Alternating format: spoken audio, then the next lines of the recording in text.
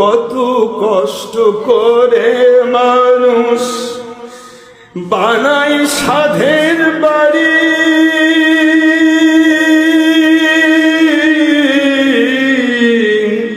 সেই বাড়িতে ঠাঁই হবে না, যেতে হবে সারি। মোহমায়ার টানে কেহু হকের দাওয়াত ভুলবেন না, মোহমায়ার টানে কেহু বাতিল পথে চলবেন না।